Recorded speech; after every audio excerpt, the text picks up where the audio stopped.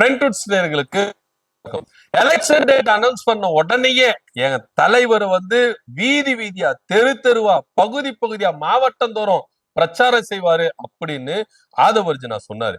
ஆனா இது வரைக்கும் எங்கப்பா விஜய் காணோம் அப்படின்னு தேடின்னு இருக்கிற டைம்ல மும்பைல போய் உக்காந்துட்டு இருக்கிறாரு விஜய். என்ன ஏது டீட்டெயிலா டமால் டமில் பாலிடிக்ஸ்ல பார்க்கலாம் வாங்க. சென்னையில ப்ராப்பர்ட்டி வாங்கணுமா, இல்ல ரெண்டுக்கு வேணுமா, இல்ல ப்ராப்பர்ட்டியை சேல் பண்ணணுமா? Commercial R residential? Contact akermit.com 9384915181.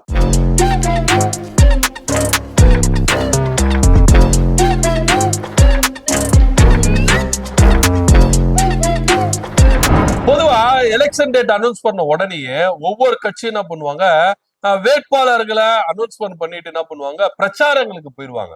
அதுக்கப்புறம் அவங்க கட்சி ஆபீஸ்லயோ வேற எங்கேயும் இருக்க மாட்டாங்க. எல்லா இடத்துலயும் எந்த 234 தொகுதியும் கவர் பண்ற ரேஞ்சுக்கு என்ன பண்ணுவாங்க, பிரச்சாரங்களை போயிடுவாங்க.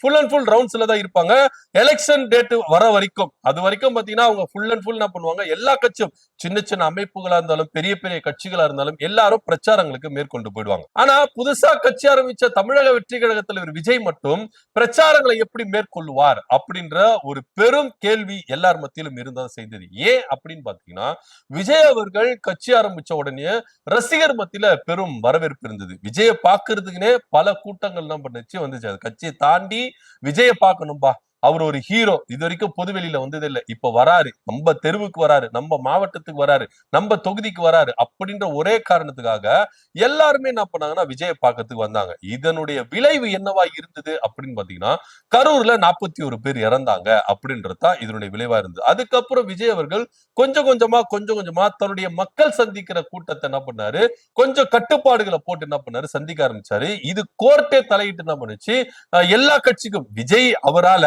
மத்த எல்லா கட்சிக்கும் சில கட்டுப்பாடுகளை கொடுக்கணும், நிபந்தனைகள் விதிமுறைகளை வகுக்கணும் அப்படின்னு கோர்ட்டே ஆர்டர் போட்டுச்சு. சோ அப்படி இருக்கும் பொழுது விஜய் அவர்கள் கொஞ்சம் கொஞ்சமா தன்னுடைய மக்கள் சந்திப்பு கூட்டத்தை குறைக்க ஆரம்பிச்சாரு. 15 நாளைக்கு ஒரு முறை, 20 நாளைக்கு ஒரு முறை, இப்படியாய் மக்கள் சந்திக்கிற கூட்டத்தை அவரு என்ன பண்ணாரு, தவிர்த்து இருந்தாரு. குறிப்பா சொல்ல போனா மாவட்டத்துல எத்தனை தொகுதி இருக்குதோ அத்தனை தொகுதி ஆட்கள் எல்லாருமே அங்க கொண்டு வந்துடணும். ஒரு மாவட்டம், இப்ப நீங்க சேலம் மாவட்டத்துல இருக்குன்னா ஒரு இடத்துல அவங்க என்ன பண்ணாங்க போட்டாங்க, தஞ்சாவூர் மாவட்டத்துல ஒரு இடத்துல போட்டாங்க, வேலூர் மாவட்டத்துல ஒரு இடத்துக்கு போனாங்க. இந்த மாதிரி தான் அவர் செயல்பட்டு இருந்தாரு. சோ அதனாலேயே அரசியல் வட்டாரத்துல பெரும் சர்ச்சைகள் எழுந்துச்சு. விஜய் மேல பல குற்றச்சாட்டுகள் முன் வச்சது. எப்ப இவர் மக்கள் சந்திக்கிற கூட்டத்தை இப்படி நடத்துறாரு, பிரச்சாரங்களுக்கு எப்படி மேற்கொள்வாரு? அப்போ ஒரு மண்டலத்துக்கு போயிட்டு எல்லா மண்டலத்துல இருக்கிற எம்எல்ஏ கேண்டிடேட் எல்லாம் நிக்க வச்சு இவர் பிரச்சாரங்கள் மேற்கொள்வாரா? அதாவது ஜெயலலிதா அவர்கள் பண்ணாங்கல்ல அந்த மாதிரி. நம்ம பண்ணதுக்கு காரணம் என்னன்னா, அவங்களுடைய உடல்நிலை கருதி என்ன பண்ணாங்க அப்படி சொன்னாங்க. ஆனா இதே ஜெயலலிதா அவர்கள் எந்த அளவுக்கு பிரச்சாரங்கள் வீதி வீதியா இறங்கி செய்யணுமோ அந்த அளவுக்கு செஞ்சிருக்காங்க. காலப்போக்கில் அவங்களோட உடல்நிலை சரியில்லாத காரணத்தினால பிரச்சாரங்கள்ல இப்படியே என்ன பண்ணாங்க, கொண்டு போனாங்க. ஆனா அது அவங்களுக்கு கை கொடுத்தது. ஏன்னா நீங்க ஜெயலலிதா பண்ற மாதிரியே விஜய் எல்லா விஷயத்தையும் பண்றாரு அப்படின்னு நம்ம சர்வசாதாரணமா ஜெயலலிதா கூட விஜய ஒப்பிட முடியாது. அவங்க எவ்வளவு பெரிய லெஜண்ட். விஜய் அவர்கள் அரசியல்லாம் பாத்தீங்கன்னா 2 பேரை ஒப்பிட்டா இவர் எல்கேஜி ஸ்டூடெண்ட், அந்த அம்மா பிஹெச்டி, அந்த ரேஞ்சுக்கு தான் நம்ம என்ன பண்ணணும், ஒப்பிட முடியும். சோ இப்படியா இருக்கும் பொழுது ஜெயலலிதாவுடைய பாணியே விஜய் அவர்கள் பயன்படுத்துகிறாரு அப்படின்ற ஒரு குற்றச்சாட்டும் அவர் மேல முன்வைக்கப்பட்டது. சோ இப்படியா இருக்கும் பொழுது ஆதவர்ஜுனா திடீர்னு தோண்டி என்ன பண்ணாருன்னா, எல்லாரையும் என் தலைவரை என்ன பண்றீங்க, வேற மாதிரி பேசுறீங்க, அவர் மக்களை சந்திக்க மாட்டாரு, வீதி வீதியா வரமாட்டாரு, பிரச்சாரங்களை மேற்கொள்ள மாட்டாரு அப்படின்னு சொல்றாங்க அப்படின்னு சொல்லிட்டு அவருக்கு கோபம் என்ன பண்ணாருன்னா, எலெக்ஷன் டேட் அனௌன்ஸ்மெண்ட் பண்ணட்டும், அனௌன்ஸ் பண்ண அடுத்த செகண்டே என் தலைவர் கால்ல சக்கரத்தை கட்டி கொண்டு என்ன பண்ணுவாரு, சுழண்டு என்ன பண்ணுவாரு, சூறாவளி பிரச்சாரத்தை மேற்கொள்வாரு அப்படின்னு ஒண்ணு சொன்னாரு. அண்ணே, எலெக்ஷன் டேட் அனௌன்ஸ் பண்ணி கிட்டத்தட்ட 10 நாள் ஆயிடுச்சு, இன்னும் விஜய காணோம் அப்படின்னு சொல்லிட்டு எல்லாரும் விஜய தேட ஆரம்பிச்சிட்டாங்க. ஆனா விஜய எங்கப்பா, விஜய காணோம், எங்க இந்த சந்துல இருக்கிறாரா, அந்த வீட்டுல இருக்கிறாரா, இந்த வீட்டுல இருக்கிறாரா அப்படின்னு சொல்லிட்டு பூத கண்ணாடி வச்சு பார்த்தாலும் விஜய் மாட்டல. ஏன்னா விஜய் இங்க சென்னையிலே இல்ல, தமிழ்நாட்டிலே இல்ல, பாம்பேல போய் உட்காந்து இருக்கிறாரு. சோ அந்த அளவுக்கு விஜய் பிரச்சாரங்களை பயங்கரமா மேற்கொள்றாரு அப்படின்றதுதான் நிதர்சனமான உண்மை. இன்னும் சொல்ல போனா இவரு இதுக்கு போனார் பாருங்க, சிபிஐ விசாரணைக்கு போனார் பாருங்க. அந்த சிபிஐ விசாரணைக்கு போகும்போது அண்ணன் விஜய் அவர்கள் அங்க சிபிஐ விசாரணை அட்டன் பண்ணிருக்கும் போது இங்க எலெக்ஷன் டேட் அனௌன்ஸ்மெண்ட் பண்ணிட்டாங்க, ஏப்ரல் 23 எலெக்ஷன் அப்படின்னு சொன்ன உடனே சிபிஐ அலுவலகத்துல இருந்து என்ன பண்ணாரு, கை காட்டின்னு வந்தாரு. உடனே அதை வச்சு நான் ஒரு வெடியை ஒண்ணு போட்டுட்டாரு. பாத்தீங்களா, என் அண்ணன் சிபிஐ அலுவலகத்திலிருந்து பிரச்சாரத்தை மேற்கொண்டாரு, டெல்லியிலே பிரச்சாரத்தை மேற்கொண்டாரு. இனி தமிழ்நாட்டுக்கு இருக்குது அப்படி இப்படின்னு வீரவசனம் பேசினாரு. எங்க உங்க அண்ணன் காணோம் அப்படின்னு தான் எல்லாரும் கேள்வி கேட்க ஆரம்பிச்சுட்டாங்க. இன்னைக்கு பயங்கரமா விஜய் அவர்கள் பிரச்சாரம் மேற்கொள்றாரு. ஒருவேளை இந்த தெருவுல இருப்பாரோ அந்த தெருவுல இருப்பாரோ, தெருவா போய் பாக்குறாங்க, சந்தா போய் பாக்குறாங்க.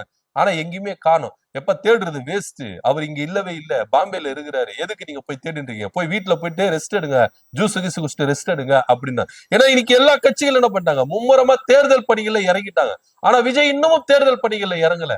பாண்டிச்சேரியில எலெக்ஷன் வந்துருச்சு, நாளைக்குதான் அவங்களுக்கு பாத்தீங்கன்னா வேட்புமனு தாக்கல் கடைசி அப்படின்ற ஒரே காரணத்துக்காக அதிரடியா 30 பேர் என்ன பண்றாரு, அனௌன்ஸ்மெண்ட் பண்றாரு. ஆனா இன்னைக்கு 234 தொகுதிக்கு வேட்பாளர் நீங்க அறிவிக்கணும் சார்.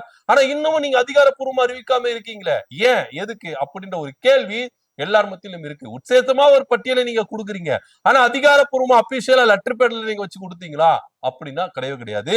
இப்ப இதுவரைக்கும் இவங்க என்ன பண்ணல, 234 தொகுதிக்கும் வேட்பு மனு தாக்கல் பண்ணல. ஆனா நேர்காணல் பண்ணின்னு இருக்கிறாங்க அப்படின்றதுதான் நிதர்சனமான உண்மையா இருக்கு.